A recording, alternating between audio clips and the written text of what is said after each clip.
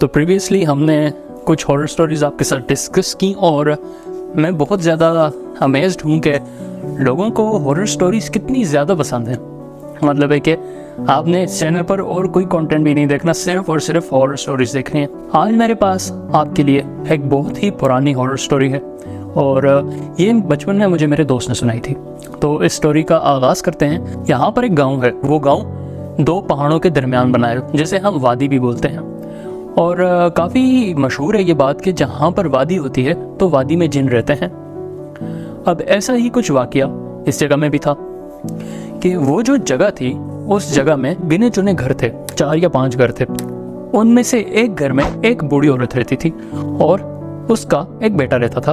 अब बूढ़ी औरत जो थी वो बाहर जाती थी, शायद कोई घास का काम करती थी, घास वगैरह काट के लाती थी। घर पे जो है उसका बेटा अकेला रहता था क्योंकि बेटा छोटा था। तो एक दिन ऐसा हुआ, दरवाज़ा बंद था और दरवाजे पर दस्तक हुई। माँ ने अपने बेटे को बताया हुआ था कि अगर दरवाजे पर दस्तक हो तो मेरे अलावा किसी के लिए दरवाज़ा मत खोलना। बेटा बड़ा समझदार था, उसे पता था कि हाँ, क्योंकि ये थोड़ा बैकवर्ड एरिया है तो यहाँ पर डकैतियाँ या कत्ल या इस तरह की चीज़ें हो सकती हैं। तो उसने दरवाज़ा नहीं खोला। उसने पूछा बाहर कौन है। बाहर से किसी की आवाज़ नहीं आई। बच्चे ने फिर से पूछा बाहर कौन आया है, लेकिन वहाँ पर सिर्फ दस्तक थी और कुछ भी नहीं था। जब शाम को उसकी माँ आई तो उसने अपनी माँ को बताया कि बाहर कोई आया था और उसने अपना नाम नहीं बताया। तो उसकी माँ काफ़ी डरी और उसने कहा हो सकता है कि कोई चोर हो, कोई डकैत हो, या हो सकता है कोई जिन हो, तो दरवाज़ा मत खोलना, सिर्फ मेरे लिए दरवाज़ा खोलना।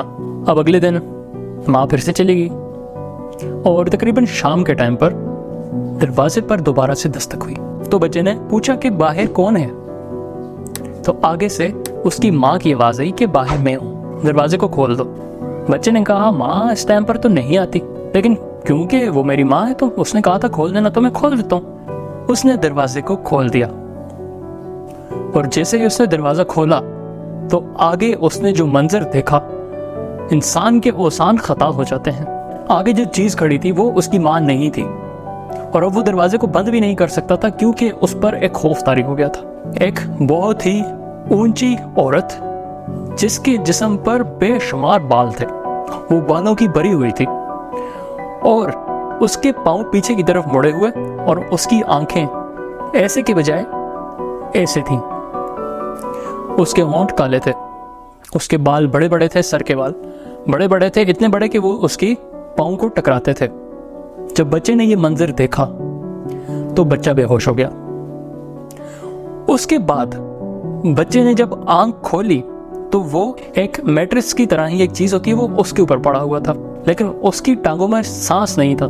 उसने कहा मैं उठ के यहाँ से निकलता हूँ। जब उसने इधर उधर देखा तो वो एक गार था।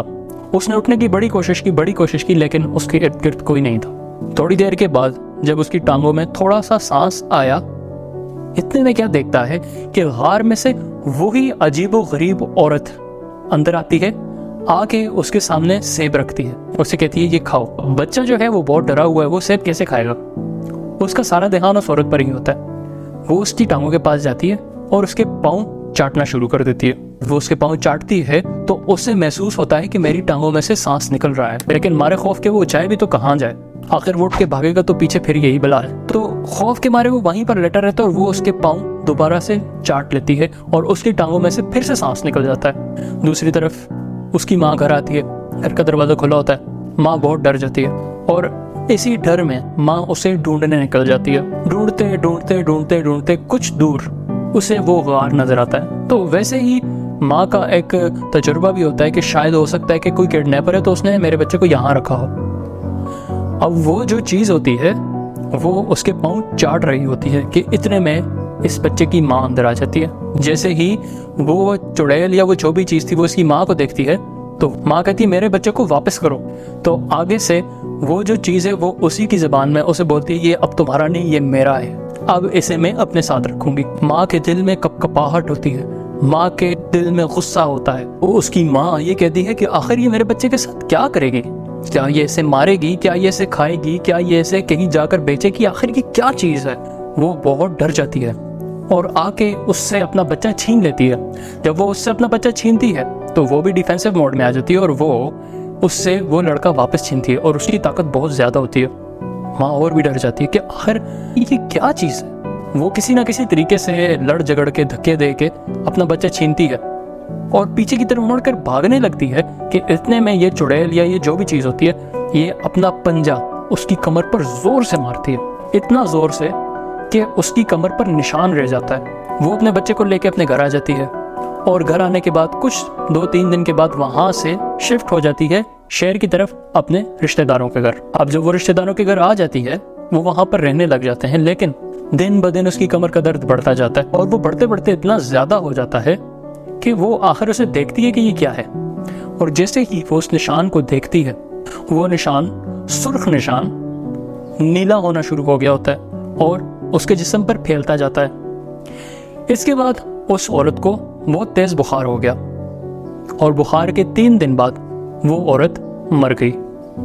अब आगे क्या हुआ ये तो मुझे नहीं पता, लेकिन बचपन की मेरी स्टोरी थी तो आपके साथ शेयर कर दी। अगर आपके पास वैसी कोई स्टोरी है तो मुझे ज़रूर बताएं। ऐसी मज़ीद स्टोरीज सुनने के लिए हमारे चैनल को सब्सक्राइब करें, लाइक करें और मेरे चैनल पर आते रहा करिए।